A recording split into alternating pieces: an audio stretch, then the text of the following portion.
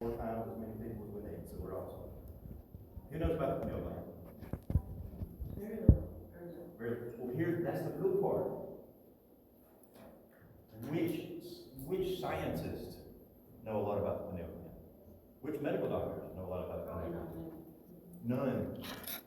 Let me just say this as a preface. Our other classes, if you were in other classes, we were heavy on research. We were heavy on clinicals. If I couldn't show you a clinical, I didn't talk about it. That's one of the reasons we don't talk about a lot of, special herbs or, indigenous herbs and that sort of thing, is because I only want to talk about in this setting what we know is true. Kind of like my kids. That way you can't come back and call me a liar. And so to do that with the pineal gland is almost impossible, because they will literally only talk about one hormone that the pineal gland produces. And what's that hormone? A lot of people don't even know it's a hormone. Some people think it's a sleep supplement. What do you take to help you go to sleep? It's What did you think melatonin was? I mean, I'm not trying to explain what it was like. Just some sleep aid, right? Something that people take to help go to sleep. Melatonin, right? It doesn't help me. Well, melatonin will only help you sleep if you have a melatonin deficiency. Where's melatonin produced? In the pineal gland. Now, because melatonin is produced by the pineal gland, the only hormone that they can truly tell is only produced by the pineal gland. That's what they want to talk about. They're always trying to find a link between melatonin and something, because they know that the pineal gland is responsible for it. So we have this huge problem. Every time you hear about the pineal gland, you're just going to hear about melatonin. Now there's another hormone, there's something else secreted by the pineal gland, and it scares people, so they don't want to talk about it. And that's something called DMT. What is it? DMT. Okay. Anyone know who Aaron Rodgers is? I don't care anything about the really, except what's weird is for the past 2 years, there's been one football player on this earth, one football player that I would even listen to about something, or that I've even paid any attention to. And it's this guy named Aaron Rodgers. He's been a big proponent of natural health. He's a big proponent of, he's actually kind of anti-vaccine. Actually, he's just anti-COVID vaccines. He refused to do the vaccines. He made it public that he wasn't going to do it. He's like, you want to fire me? He's the hottest guy in football. He's the best quarterback there is this year. Last year he had his best season he's ever had. He's also my age, nearly. Not really quite my age, but he's old. I mean, he's in his 40s. Now, how would I do going out and getting hit repeatedly by 300-pound plus people who lift a lot of weights and take steroids? I get hit about 2 or 3 times, and I would just need to be institutionalized for a while. I need help. Well, this guy can do it, and he gets hit all the time, and he keeps coming back. He's able to get up and go.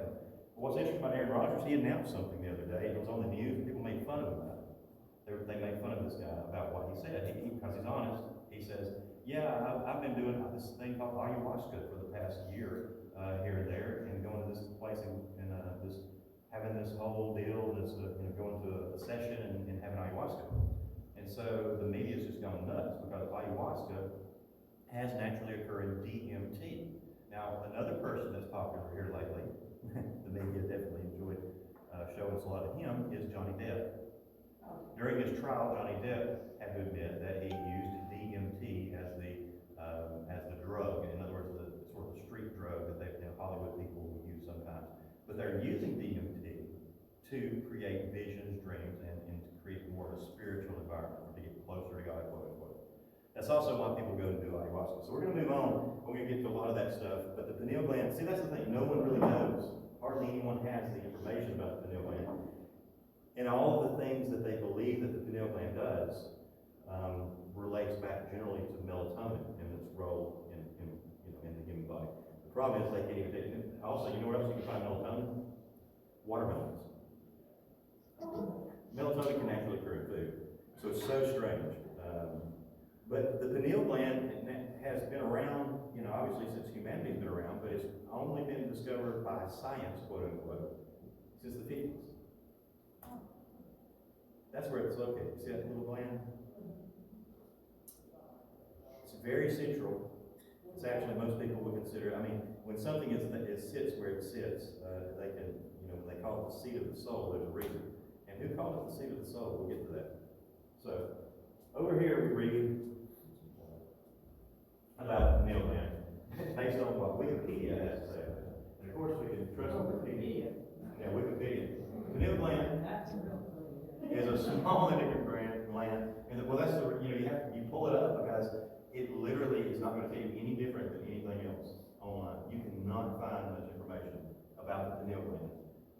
Now you can go over and get you some books that are, more of an Eastern philosophy, religion, New Age, and you'll get quickly into the third eye, chakras, and so forth. We don't generally go that direction, so we're having to do a road less traveled. The pineal gland produces melatonin. See, they love melatonin. It's the only thing they're going to talk about here. A serotonin-derived hormone which modulates sleep patterns in both circadian and seasonal sleep cycles. The shape of the gland resembles a pine cone. That's why they named it the pineal gland.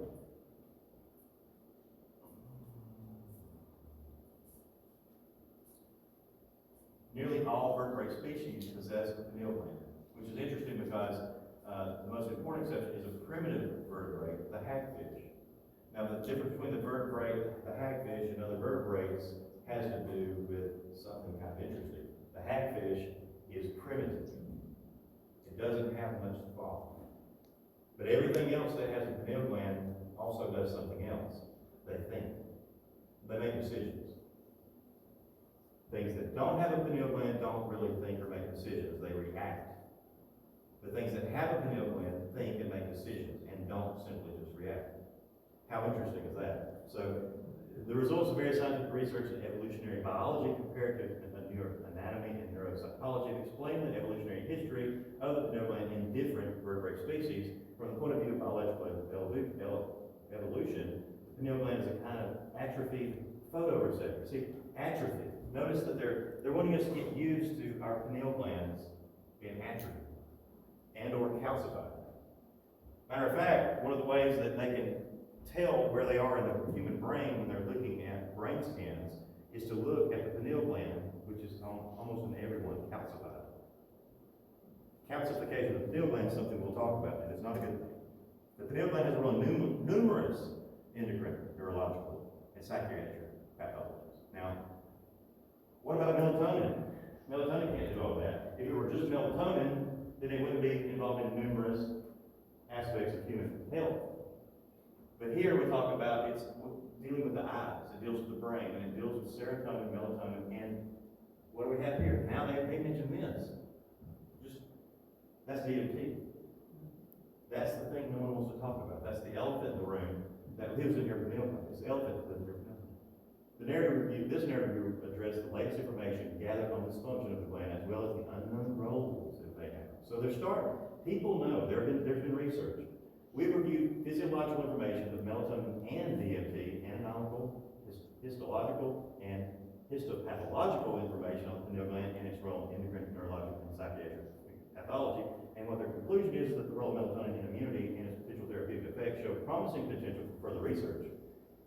DMT seems to have a role in psychiatric pathology and potential therapeutic effects. That's all I have to say about that. Now, you can go to Psychology Today magazine and find an article about 2 or 3 years ago that I read, literally just walked by the magazine, there was a shelf, that's talking about how incredible the pineal gland and basically the psilocybin and other things that people are using to affect the pineal gland, how they're working for depression, how they're working for anxiety, how they're resetting people's brains, and how it's working fast and it's working in one treatment in some cases. Cerebrospinal fluid. Now, another role that the pineal gland has that you can barely find any information on is its role in production of cerebrospinal fluid. And what's cerebrospinal fluid?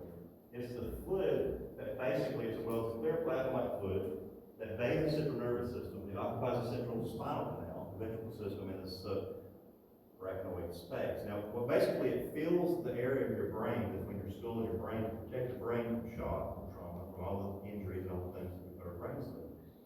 It also goes all the way down through our spine, and it runs up and down. Now, what's interesting is how much of this is affected by things like COVID-19. How many of you have heard of COVID brain fog? COVID brain fog.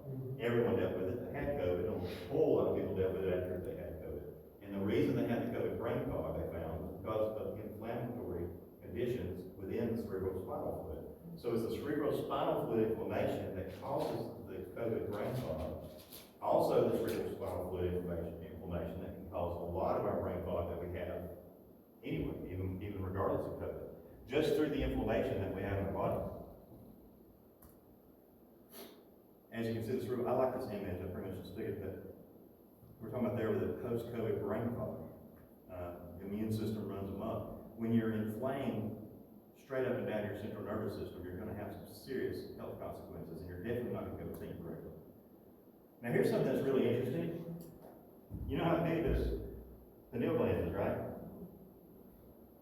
And they didn't really notice anything about it special until the 1950s, and they said, oh, it is because of melatonin in your sleep patterns, right? Isn't it strange that this tiny little gland filters and has more blood flowing through it than any other entity, any other organ, any other gland in your body other than the kidneys? So the amount of blood flow you have going through your kidneys is beyond anything else in your body. There's nothing even close second except the pineal gland, this tiny little gland. Obviously, there's a lot more going on than just regulating sleep patterns. The brain receives a lot of blood. It's 20% of the blood supply, even though it only weighs 1% of the entire body weight. That's actually less than 1%. The blood flow to the pineal gland is second only to the kidney, the amount of blood it receives. That mainly because the pineal gland also produces the filter and filters cerebrospinal fluid. Now, they say this so casually in this article, yet you cannot find a study printed on the internet anywhere that even mentions hardly cerebrospinal fluid in relation to the pineal gland. Nowhere. The pineal gland is also loaded with mitochondria. What are mitochondria? They're the energy-producing features of the cellular structure. Why do we need so much energy in the pineal gland? Well, look at this. What's the master gland? What were we taught in school? Various classes, courses, and whatever kind of schools we went to. A lot of people here went to some crazy schools. But what we're generally taught in school is the master gland, the pituitary. Pituitary produces luteinizing hormone. Master gland regulates testosterone in men. The luteinizing hormone actually regulates testosterone in women. Human growth hormone, anti-aging, aging in and of itself. The pituitary gland, as it stops secreting hormones, is when we start really dying. That's when we start falling apart. But here, this is so wild. Older research suggests that the pineal gland can alter the behavior of the pituitary gland. Right? Well, if it can alter the behavior of the master gland, who's the master? Exactly. And remember, if the pineal gland is the master, then how does the master talk through the master to talk to us? Get a little weird there, but talk about your God type thing. The master gland, the gland that regulates and controls all, was thought to be the pituitary gland, and that's still what's in the books. It's still, but yet here we find that the pineal gland can alter the behavior of the pituitary gland. Here it talks about melatonin's inhibition of follicle-stimulating hormone and luteinizing hormone release from the hamster pituitary glands. So here is actually a study where they messed up and found out that not the pineal gland, because you don't really want to say the pineal gland, because one of the reasons is that all of our pineal glands, not all of them, but a lot of pineal glands are calcified. Most people's little pineal glands are hard as rocks. Half of you here, probably more than half, your pineal glands are hard. They're not working properly. So they don't want to mention the pineal gland, they mention melatonin, of course, because, the drug companies own the supplement companies who sell melatonin. Melatonin is differential inhibition of FSH and LH released from hamster pituitary gland. That shows that there is an inhibition, a modulation, a modification, a regulation of these signals that are being produced by the pituitary gland. So the real master hormone, the real master gland is not the pituitary gland, it's the pineal gland. Because the master doesn't take advice from anyone. Right? Now look at this. We found this. This is interesting. I wish that they had better citations, but I really thought this was correct because everything they say is true. And so these are the things, these are the functions of the pineal gland.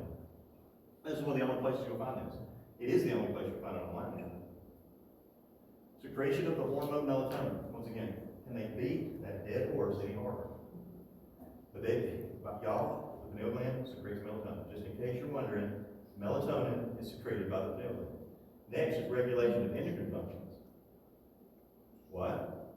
They just casually say that it's the master gland. It's in charge of regulation of endocrine function.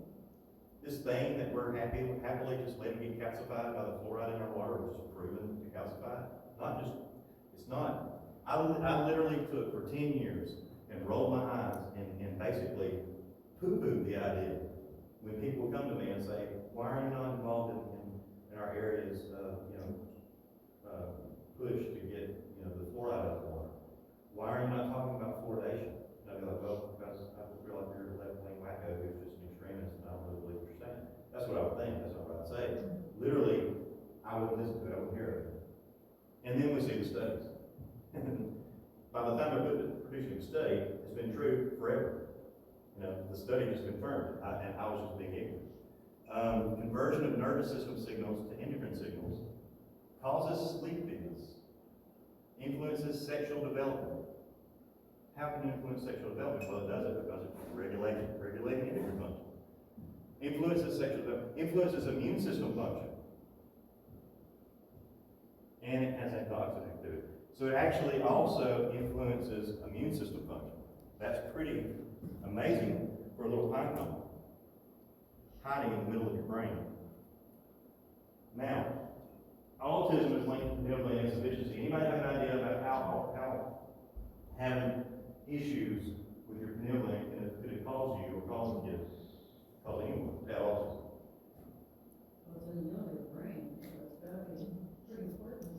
Right. That's not protected. Right. Yeah. Well, you guys are here for the glyphosate, right? Glyphosate conversation we had just the last. So during our glyphosate conversation, we showed clinically where it's proven, or at least clinically proven, that glyphosate is impacting the pineal gland adversely. Remember, one of the things that's attacked by glyphosate is the pineal gland once glyphosate gets through the blood-brain barrier. So there you go. I mean, it's not just glyphosate, but it's anything that's causing insufficiency to the pineal gland. Anything attacking the pineal gland. There are people who believe, these are actually medical doctors as well, who believe that COVID-19, I'm not saying I believe this, I wouldn't doubt it, but I'm not just saying it's true. They believe that COVID-19 was designed to attack human pineal glands in particular.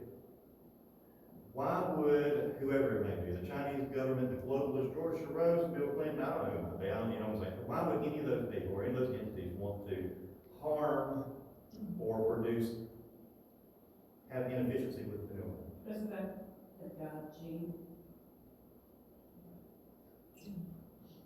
That's good. One of the proposed biological causes of autism is a malfunction of the pineal gland and deficiency of its principal hormone, melatonin. The main function of melatonin is to link and synchronize the body's homeostasis processes to the circadian and seasonal rhythms to regulate the sleep-wake cycle. We're going back to the melatonin thing, and I just, no matter what they're trying to do is tell you they don't believe in God. Yes, ma'am? Especially when you ask that question, and just reading what he says, you're thinking action plan. So if they are in control, you think out loud. Okay, now this is getting fun now. See what I'm saying? We're thinking. And this is what they don't really want us to be doing because you can't find information on the pineal gland. Why do we have a gland in the back or in the center of our brain that we know nothing about even though we have clinical mind? Why are there articles that I clicked on? And after I clicked on the article, I got to the original published article and it was gone. Right. 2 times during last night, or actually this morning. The history of the pineal gland is interesting. Now, this is neat. Everybody heard of Socrates? You know what he said about it back in, what, 16, probably 1620 or whatever? What did Socrates say about it? He said it was the point of contact between the soul, body, and the place where our thoughts are formed. Yeah.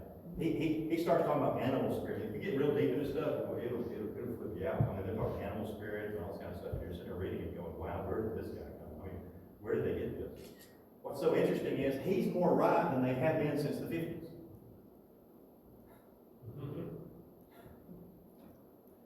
See, now they're saying, and we're going to, now Now, this conjecture has present-day counterparts such as Strassman's gland. I'll get to Strassman in a minute. Strassman was commonly Socrates, wouldn't he? He liked to be called that. He claims that this gland produces DMT, an intermediate in melatonin synthesis, which Strassman describes as the spirit molecule. How weird is that? Spirit molecule. Can you imagine how bad somebody hated that in, when was this, 2015, that say this was written down in a scientific journal forever?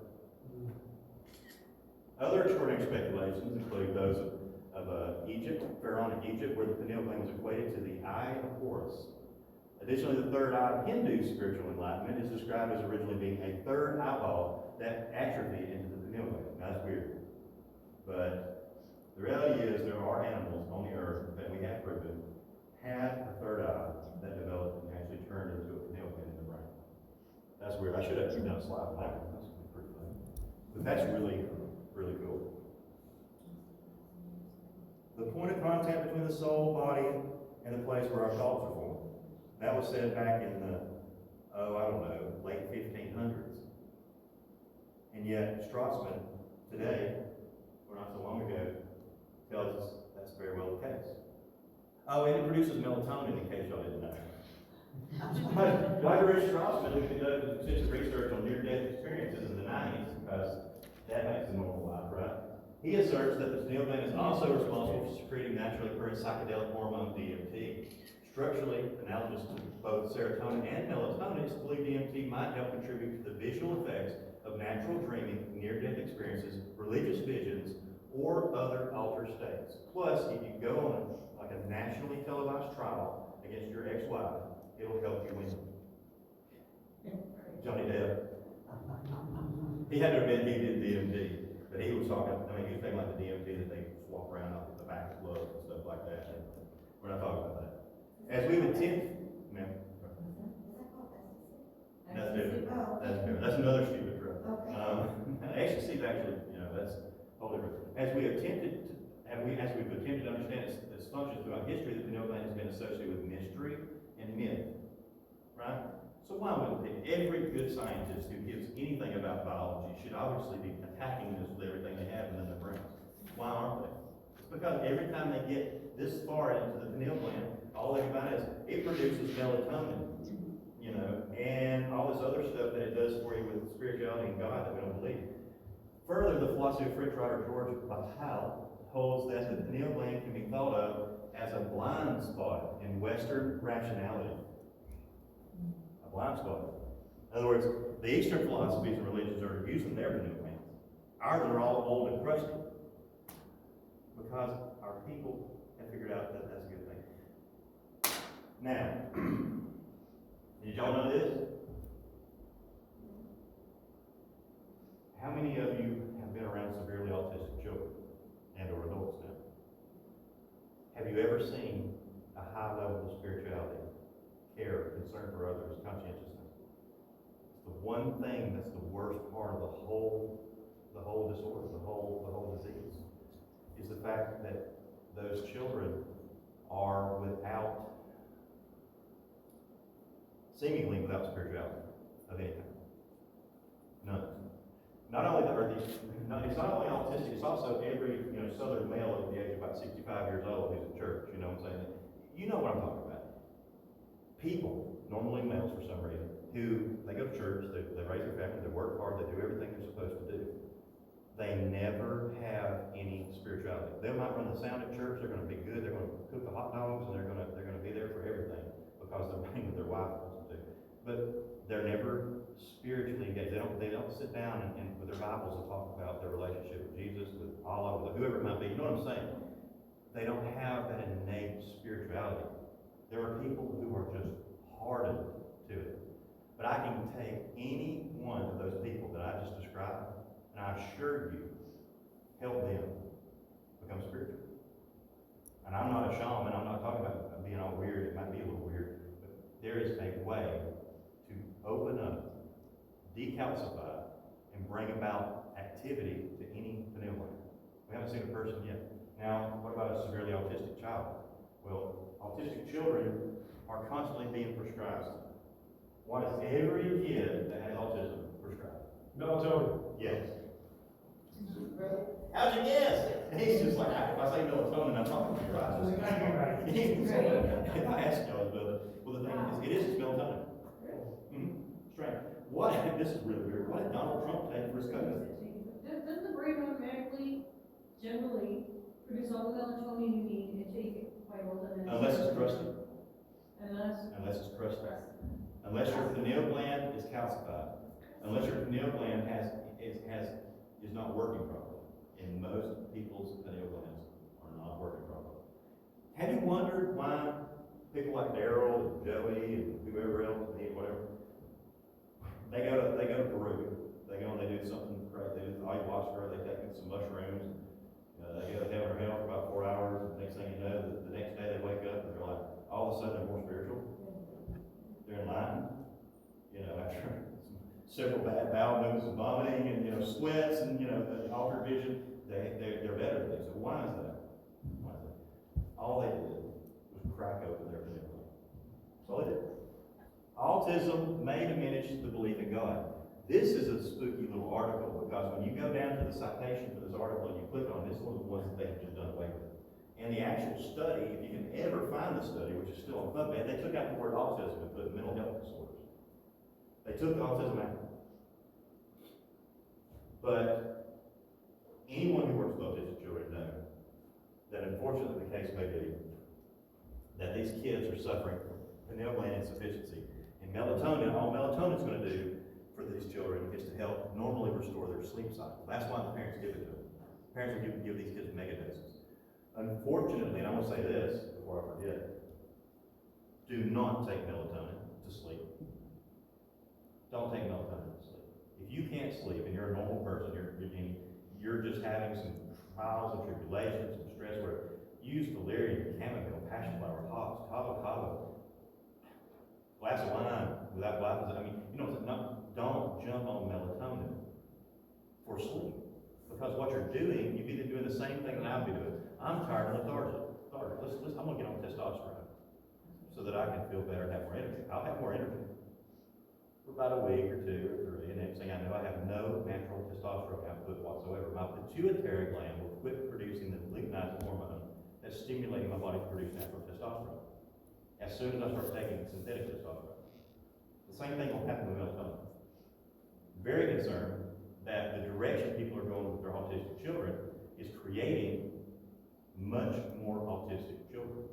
All it's doing is contributing to further degradation of their pineal glands, which is where the problem really lies. It's not the only problem, but it's the main problem. Pineal gland calcification is extremely common. In fact, it's so common that healthcare providers often use a calcified pineal gland as a landmark on x-rays to help identify different structures of the brain.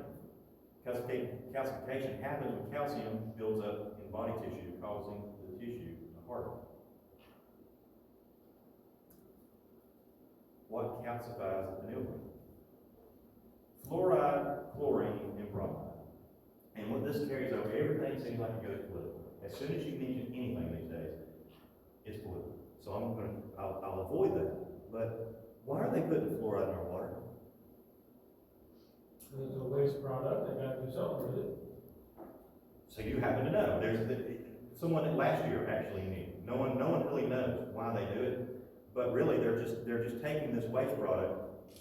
They have a use that they think has some sort of merit, so they've used it. They won't listen to any reason. These waterworks and these companies, they literally roll their eyes. Dentists were pushed by the AMA and others to push for fluoridation of water. And the dentists are like, well, it's going to help teeth. It didn't, and it doesn't. Still doesn't. You can use a fluoride-free toothpaste. Definitely filter your water. And then if you're in doubt, filter it again. You can't take fluoride in your water. You go out to eat, it's the way of the world now. We're all walking around with little stupid-looking bottles. Hey, at least it keeps your stuff cold or hot for you. Processed food and calcium supplements when taken in inappropriate amounts. Calcification of your pineal gland can happen when you take calcium. Mainly with calcium, supplemental magnesium and vitamin D are very important. I would never take calcium by itself. Almost the entire world is deficient of magnesium right now. So why don't we supplement magnesium? Very few people are actually calcium deficient these days, not only in the United States. If you have an American diet, you certainly aren't. You know, kind of other issues, but you shouldn't have a calcium deficiency. But what we do have a deficiency is magnesium, vitamin D, etc. Fish such as tuna, prawns, and shrimp contains high concentration of mercury and therefore limit the intake of these. So all of those have high concentration, not only mercury, but other heavy metals. And y'all, where is the world's dump? The ocean.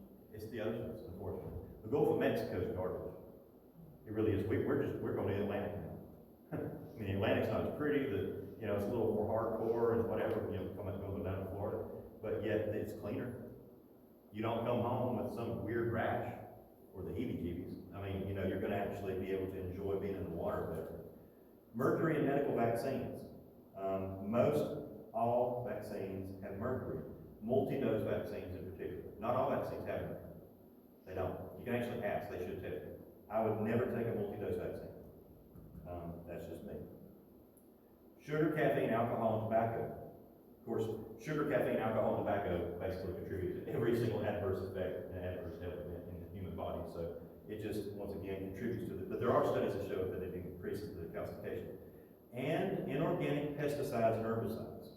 What would that be? What's an example of that? Glyphosate.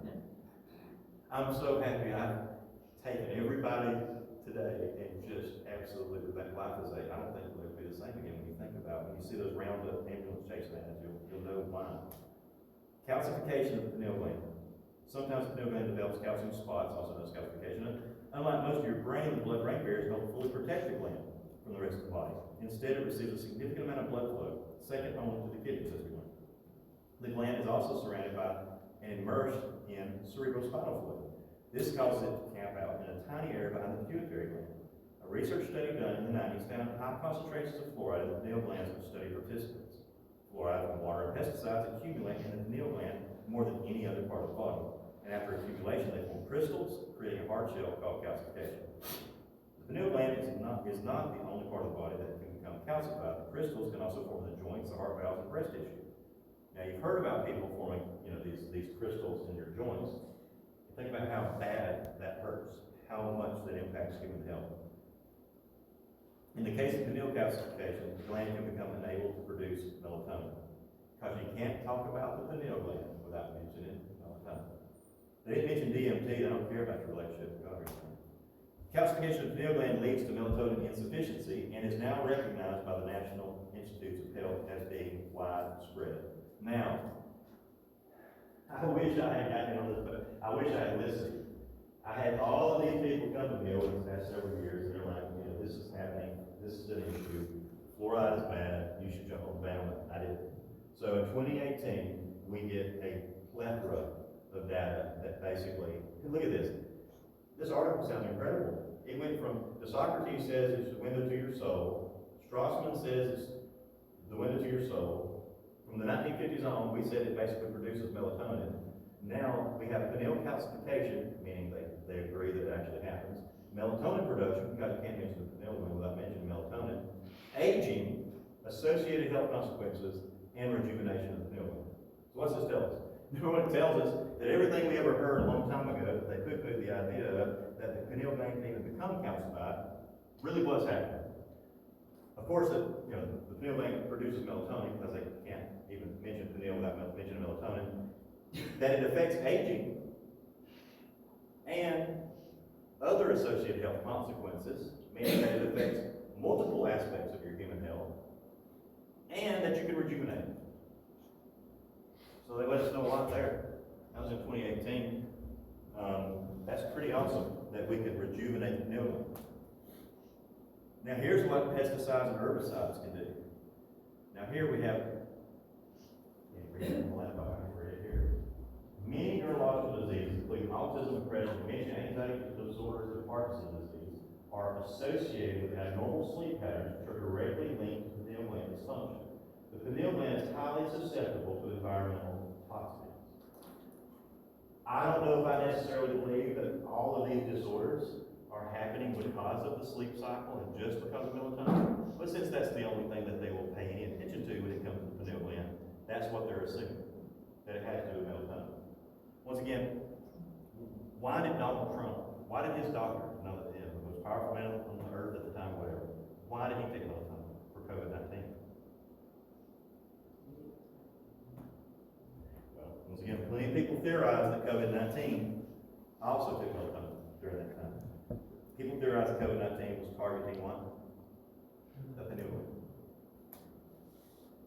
Perhaps his physicians did as well. I figure he probably has a decent doctor too. Pesticides and herbicides here. Melatonin rescues the reproductive toxicity of low-dose glyphosate-based herbicide during mouse oocyte maturation via the GPER signaling pathway. Now, here's the neat thing. What this is saying is that by taking melatonin, it countered the effects of glyphosate.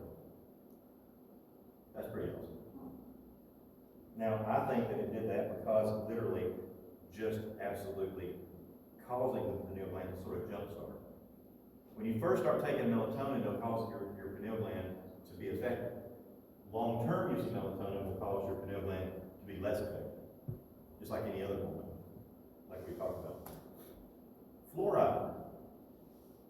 This is where they actually found straight up, actually there's probably about 4 or 5 studies that show conclusive evidence that it absolutely, fluoride does cause calcification of the pineal gland. Fluoride concentrations in the pineal gland, brain, and bone of goosander and its prey in the Oder River estuary in Poland. Here we talk about fluoride exposure and sleep patterns among older adolescents in the United States. So here we go. How do we get fluoride out of the body? Now what's really, has anybody heard about tamarine? Dude, hardly anyone knows about tamarine. Now why do you love it? You like just the taste of it? I love the taste. Yeah, it tastes really good. It's very good. Excellent for your body. You're about to learn something. Tamarine by itself is clinically shown to decalcify pineal gland. I bought some of that because following the hair, you know, which is the, Yeah, it had, you know what, it's a secret of A1 steak sauce. Tamarine. A1 steak sauce has a little tamarine. Isn't that, that weird little, that you, I'm Southeast Asian, and so I just buy the bars of it. Not the paste, but just the bar. And it's sour, and it's, and I just eat chunks of it, like I'll just eat it. There's a sweet tamarind, which is, I you're hardcore. Ooh, I literally, I felt it, I got the shiver down my spine when you said that. Tamarind is a very, it's a spicy, sweet taste. And they use it a lot in Latin culture, but also it's used in It's a East. chicken sauce, India Yeah. sauce. It's big in India, big in Pakistan, and it's big also in Latin America. The place to get it around here is Mexican markets. Just walk into a Mexican market, you look around, in the produce section will literally be a big pile of seed pods. And those seed pods are what they are. You take the seed pod, you open up the harder outer shell, and there's a pulp that has the seeds in it. You take that pulp, you pull the strings off, and then the pulp is actually what you eat. That's the tamarind. Right. And it's called tamarind. Tamarind, or tamarindo, or, whatever. You walk into a Latin market, They almost look like peanuts, but they're bigger. Yeah. They're kind of shaped and. Big. Are they like brown? Oh, They're they're brown. not peanuts, they're not brown. but they look like, seriously, they look like peanuts that are this big. deep burgundy color, isn't it? Yeah. Yeah, they're kind of tan, Yeah. and, tannish The gray. shape is like a peanut, but it's nothing like. But you can also buy the candy. You can, in the Latin, be very careful though. This looks like a lot of them have heavy metals and tons of sugar and garbage. But you can buy, we started out with tamarind candy. And what's crazy, I don't know if we're gonna get to the slide, but the studies of tamarind show that it works at a really low dose. So you're not mega dosing like you are with a lot of things that have toxicity.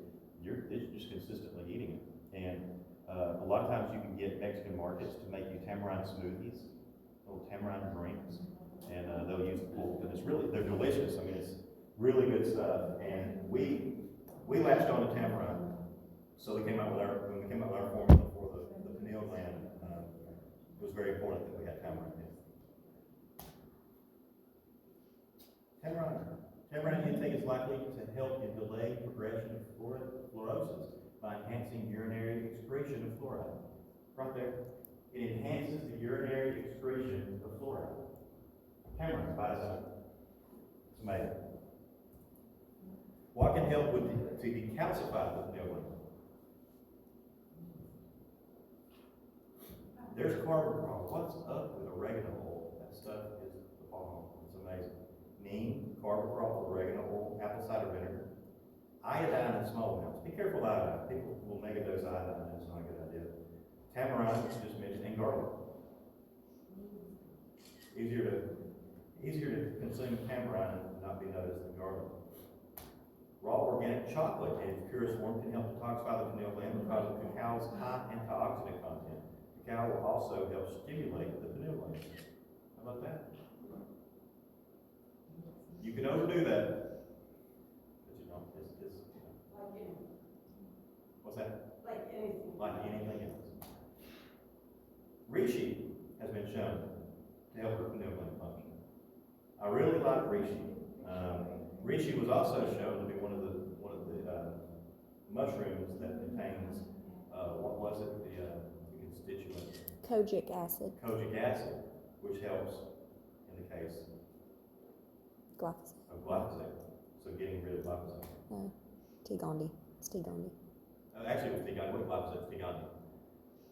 Our Tigandi is a blast. I hope y'all are all ready to hear that. Other mushrooms. Now these are other.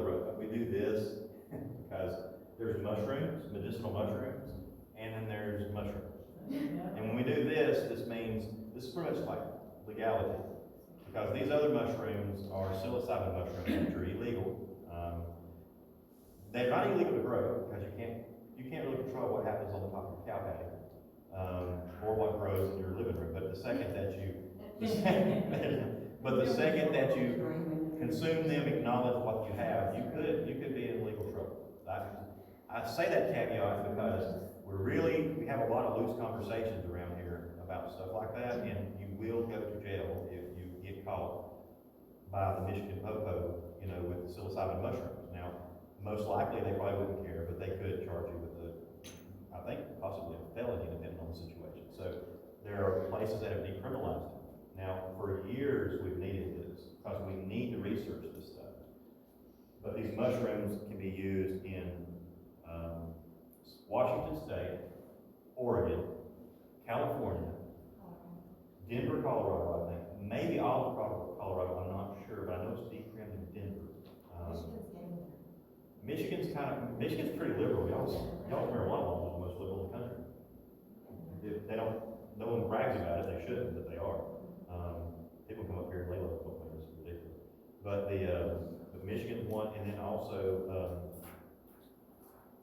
District of Columbia, Washington, D.C., which is actually the closest of everywhere I mentioned that have decriminalized what they call psychedelics. I don't even like that word. It just sounds like some sort of like street drug. And here's another thing about psychedelics. Salvia de Doria, psilocybin mushrooms, ayahuasca. There's no fun in this. It's not something people do for fun. It's not a drug that people take recreational. There's no one it's like, I cannot wait for my ayahuasca session. I mean, can't wait because what it's going to do for them. But sitting there for 4 hours, not knowing whether what you're going to see or experience, vomiting, digestive problems, everything that could happen, headaches, all the stuff, sweating. That's not something that people do recreationally. There's something called salvia de Doria that whole thing happens in 10 minutes. And in 10 minutes it happens, it's gone, it's done. So, I remember they banned salvia de Doria. They did a huge deal where they make sure to ban it. I'm thinking, that's not something that any kids they're gonna do it one time and probably do something positive for themselves actually.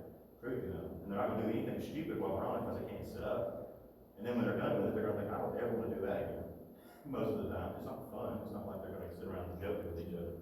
So we're not talking about these other mushrooms are not recreational, they're not fun, they're things that people are using, can use therapeutically. They're medicine that should be looked at as medicine. So the Neuroendocrine Association underlined the persistent therapeutic effects of classic serotogenic psychedelics. So basically this is where they're looking at the old school psychedelics and the old school psilocybin mushrooms and their effect. Now look at this. Who did this article? I didn't even put the article up. Johns Hopkins. Yeah, they're doing a lot of research with mushrooms. Yeah, Johns Hopkins is. Now here's what they want to do. They want to do just like they're trying to do with the pineal gland. They want to say, the pineal gland produces melatonin, and melatonin supplementation will do this for the pineal gland. They can't. It won't. Melatonin is not the only deal going in the pineal gland. Matter of fact, it's not even probably even hardly significant in relation to DMT and others. They're trying to get patents. They're trying to make it to where this can become medicines that can get a patent. You have to pin Right. the nature. Right. So why have we been talking about psilocybin for about 2,000 years, talking a lot about it for like 50 years, yet kind of ignoring it and not really doing much research? Because they keep getting a brick wall in the research, and the brick wall is they can't get a patent. Just like they can't tell you what the pineal gland does because they don't accept any form of creation or spirituality as being legitimate science. They also can't tell you why they're trying to, why it's taking so long to come out with a pill for psilocybin. Do you know how much toxicity there is in psilocybin? You know how many people, you know how many teenagers have died from getting going out and getting some mushrooms off cow patties and drying them and eating them? None ever in the history of the world. No one's ever even died from ayahuasca. You hear about people, I cramped over, I've been over puking for 4 hours, and I hated that, I'll never do that again. They didn't die. It's very interesting. There's no toxicity level with psilocybin mushrooms. That's saying something. And then there's ayahuasca. Now, I'm a fan of ayahuasca, but I'm not a fan of pretty much almost every single human on earth who's trying to do ayahuasca or these sessions. They're trying to make it something that's a Eastern religion thing. The fact is, ayahuasca is absolutely incredible. Anybody know? I'm gonna have should I get a poster? Put over our bed, Aaron Rodgers, him throwing a No, football. please, no, please. The reason I'm laughing is I joke about football. I'm fine with football, and I can sit down in a game and get totally into it. But I have an issue with kind of the focus of sports in our country, especially in the South where I'm from. So I'm not a huge fan of football, but unfortunately, of course, being raised in the South, you have to know about it. Well, there's a guy named Aaron Rodgers. Anybody know about Aaron Rodgers? I've heard of it. Everybody's heard of Aaron Rodgers. Well, he's in the news big time these days. And he was in the news because he said, basically, I'm not taking a vaccine. It's my body, my choice. Leave me alone. And everybody's like, well, you're horrible. You're evil. You're a demon. All this stuff. And he's like, well, that's just, it's my body. It's not yours. So, that stance got him a lot of fans. So now he became a poster child for conservatives and for Christians. Because he says things like, I believe in God. So obviously they latch on to him as being this great Christian. So Aaron Rodgers is just talking he's getting interviewed, and he tells Joe Rogan, oh yeah, I went to California, and all last year I had my best season ever. I was doing that ayahuasca, going and having ayahuasca sessions. And they're like, do what? He tells the whole world that he did ayahuasca, which DMT is technically, once again, a drug that Johnny Depp was talking about. So DMT is banned in the NFL. But the NFL already said that, and as soon as they heard it, they're like, wait, well, he's drinking a tea that might have something we can't. And so they basically said he didn't violate any rules. So, but oh my goodness, the news has just gone crazy over it, because he was already the poster boy for conservative, mindset football players. Now, a lot of the conservatives are mad at him because now he's a druggie who's, obviously a hippie who's, tripping out on Peruvian, concoctions. And then the liberals don't even know what to think about him anymore. They're like, wow, he's kind of cool, Yeah. So it's like, hey, what do we do with this guy? But here we go. People don't know. No one knows whether to hate or love him. But the major depressive effects for up to a year for most patients. So literally, this is wild. And I don't know why somebody watched it right there, but we were late. So the psilocybin treatment. You hear about people who are having the psilocybin treatment. Y'all realize that there are these people going out and having 1 4-hour session with these psilocybin mushrooms and forever being changed. 1 year after they had it, they're still having an antidepressant effect. They're still elevated. And they're not elevated like some trippy New Age stoner. These are people who literally are sharper than they were beforehand. pretty wild. Now, there are no studies of ayahuasca microdosing, but there are plenty of studies, and Johns Hopkins is doing the majority of it. Microdosing is where you take a dose of the psilocybin and or the ayahuasca, and it's a dose that's well and way under the threshold of any hallucinations whatsoever. Would that be comparable, would you say, to like homeopathy or larger than that? Kind of a little bit, but actually larger, because these are actually therapeutic doses.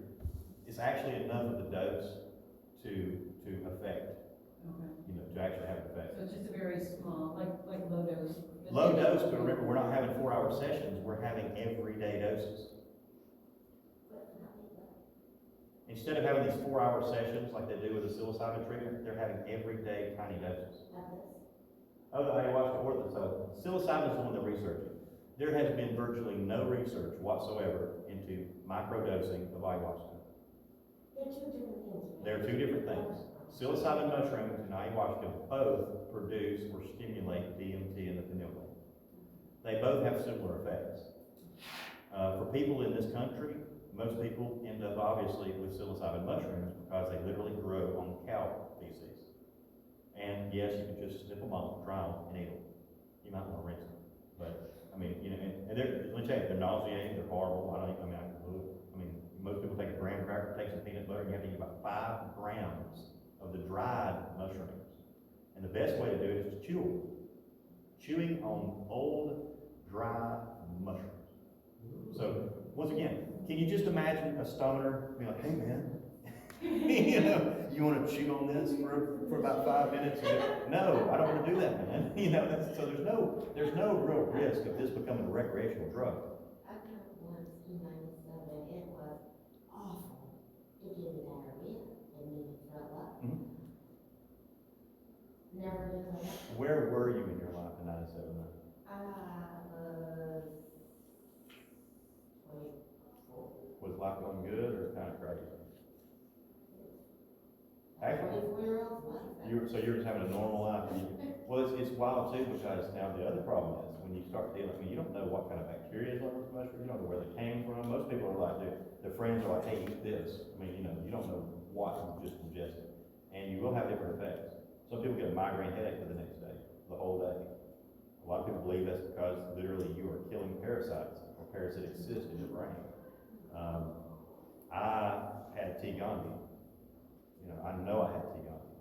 I didn't have a test, but I know that I had T. Gandhi. And I also know that 7 years ago I got rid of T. Gandhi. Part of this. Now, ayahuasca is kind of interesting. There's no research virtually into ayahuasca for microdosing.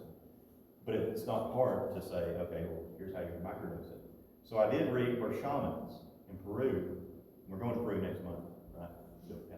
We're going to Peru next month, and we're actually staying in Iquitos, which is down on the Amazon. There's no roads going to it, no roads coming from it, but there's 400,000 people in a market, which is the largest medicinal herb market in the world.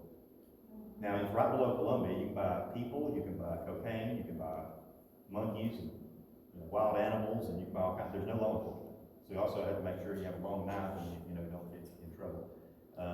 So we're going to be very careful when we're calling ahead. We have some security situation, whatever. But people are going for these sessions. Well, we found out that the shamans are kind of quietly microdosing ayahuasca and have been for years. So I might know a guy who has been microdosing ayahuasca for about 2 months, and it's been life-changing. Extremely life-changing. Clarity of thought, control of the mind, balance of emotions, antidepressant effects. This person has never been clinically depressed in their life. Person is a fairly positive person that I'm discussing, this other guy. And this person has had literally one of the most amazing, it's been the most amazing thing that they've ever taken as far as mood elevation, cleansing, detoxifying, and once again, decalcifying that pineal gland, which is where that's all coming from. Yes, ma'am. You can. Ayahuasca is controversial. Well, you can. There's 2 shrubs. Well, the other thing is, you can get my email address, and I can talk about a lot of these things, better, more privately or whatever. But the fact is, ayahuasca, there's two shrubs, there's two plants that make up ayahuasca. One is Banisteria. Banisteria Caapi. caapi, or poppy, Stereo. C-A-A-P-I. And the other is Psychotroia Psychotroia viridis. viridis. Psychotroia viridis. Those two plants are used in equal parts. They're made into a tea. The tea has to be prepared over a period of 9 to 12 hours. You can't leave it. This is some serious stuff, yeah. You guys, you can leave it, you can be, but you need to be in the same room with it. You brew this tea and you strain this tea. How many times do you strain it off? 3 times? It has 3 different, yeah. So you're making a 3x concentration decoction. And then what you're left behind is this disgusting looking mud tea that tastes to me, back when I visited Oregon, tastes to me a lot like black tea with an aftertaste that still tasted like black tea for a long time.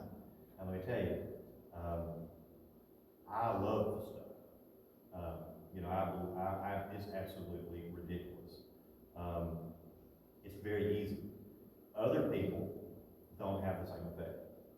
Now, most likely the reason that I would have such an effect would be because of the condition of my pineal gland, and or just the activity level that I have with the pineal gland. But it's amazing. It's absolutely been one of the most life-changing things ever that friend of mine did, or is doing with the ayahuasca. You can also do it with psilocybin. There's more knowledge around here of doing it with psilocybin than doing it with ayahuasca. But here's the cool thing. So you actually focus on the decalcification of the pineal gland.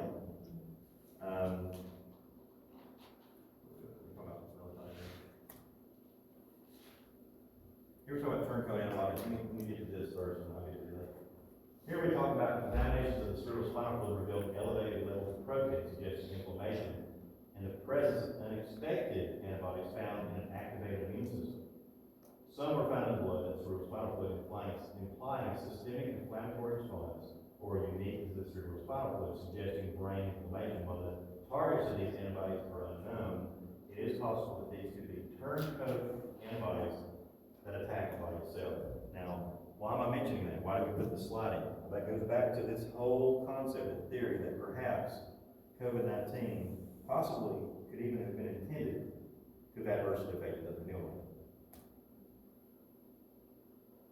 Here we talk about the pineal gland being, once again, used for COVID-19. Once again, why? Unless COVID-19 targeted the pineal gland, would you need to add a pineal hormone to help with COVID? The regulation of brain states by neuroactive substances distributed via the cerebrospinal fluid review. So this is all getting back into the cerebrospinal fluid. Here we talk about tamarine again, the anti-inflammatory and analgesic potential of tamarine, and their review. Tamarine has a lot of good research. Rosemary. Rosemary terpenes. The terpenes that are found in the constituency of rosemary have anti-neuropathic effects, and it helps to get the pineal gland decalcified. Beta-pinene. Beta-pinene is pretty, where do we get beta-pinene? A lot of oils. Essential oils. Also in white pine, obviously the pine. But the essential oil of pine is not the only place to get pinene. Beta-pinene is very, very potent. A lot of old medicines would rely on beta-pinene as sort of an antiviral. They really didn't understand completely why, they just knew that it worked. But beta-pinene has a lot of activities that are both antiviral in action, but also beta-pinene has been shown to help with that pineal gland. Now here they talk about what can I do to keep my pineal gland healthy. Researchers still don't fully, and here's the thing. You can tell how late it is. Research scientists still don't fully understand the pineal gland and melatonin and inner functions. Now, what does that do? This whole talk, we're talking about something that modern medicine doesn't know about. And they don't know about it only because they don't accept any of the true aspects of humanity, the creation of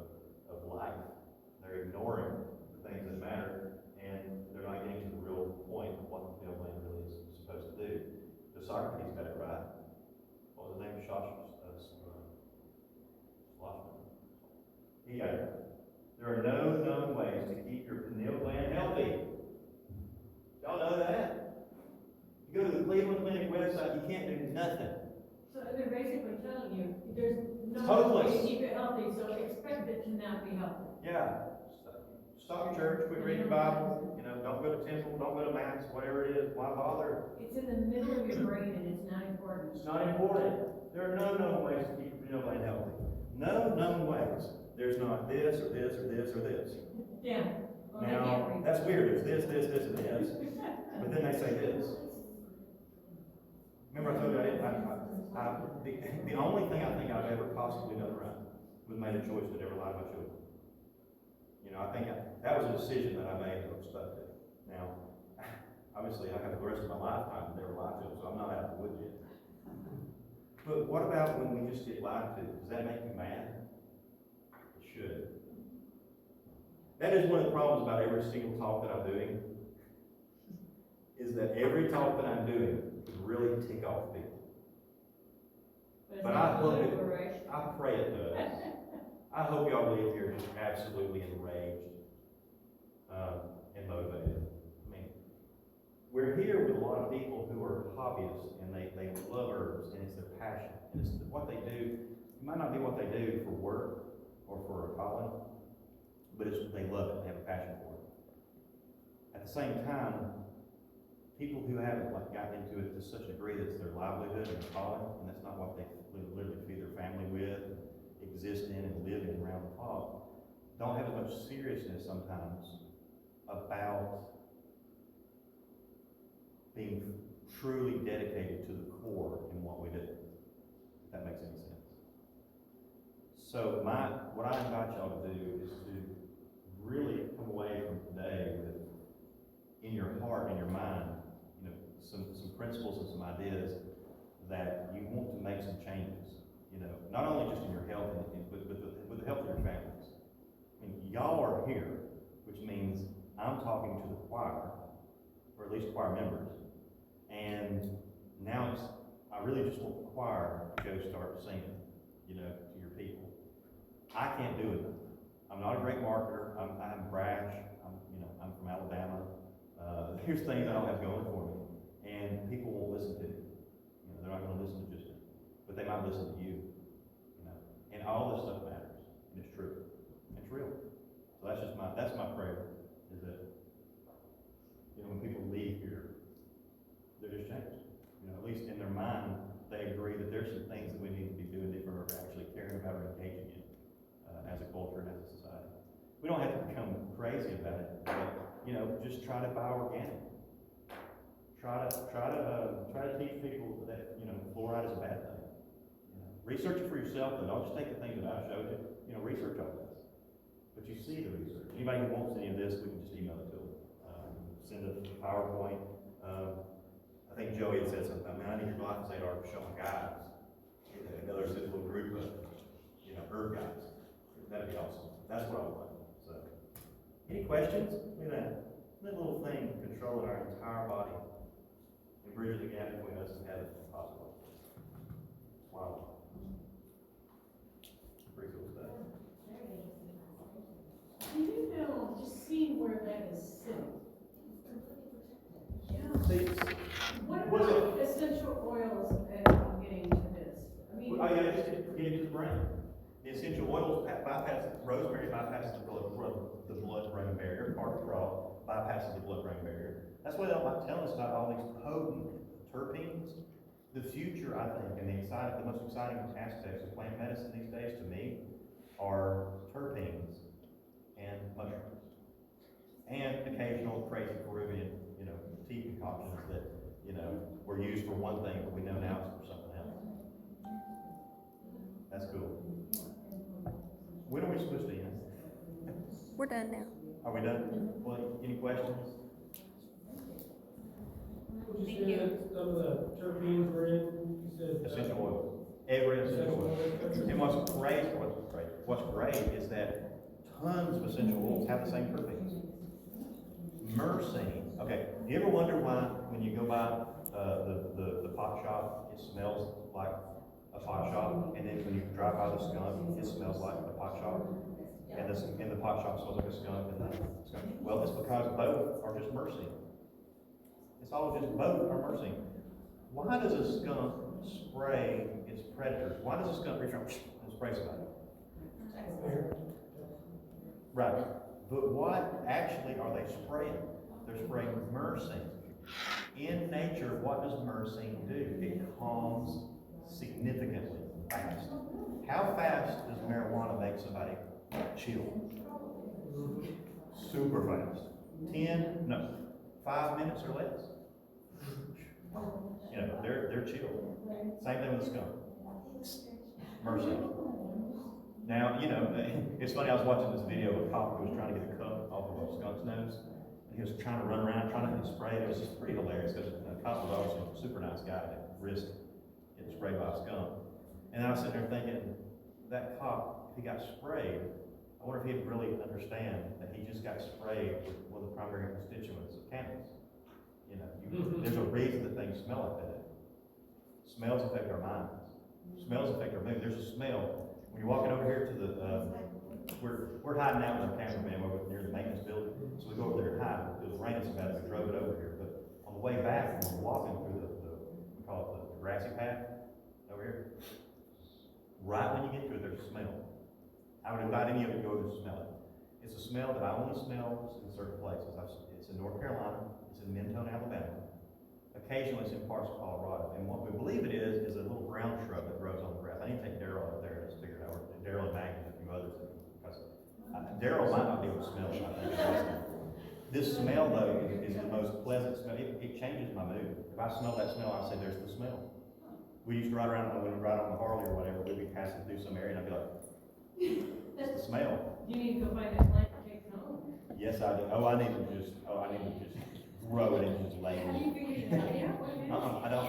I really should take like Suzanne and Daryl and Maggie and all this. That's awesome. Do it tomorrow, yeah, give us heads up. Like right Okay. before or after lunch tomorrow. Go smell the smell. It's the smell. It's literally all I call it is the smell. And other people that know me and they know the smell and they call it the smell. We don't, none of us, I mean, and one day it was like probably at 12 o'clock midnight. I didn't like bookmark it. And I found what I thought could have been the smell. And I just, well, it may be, I don't know where the article is. I literally fall asleep researching a lot of times, and we'll fall asleep in the middle of something. So I wake up and don't even know if I'm dreaming things, or so I have to go back. Thank y'all. Thank you. There's the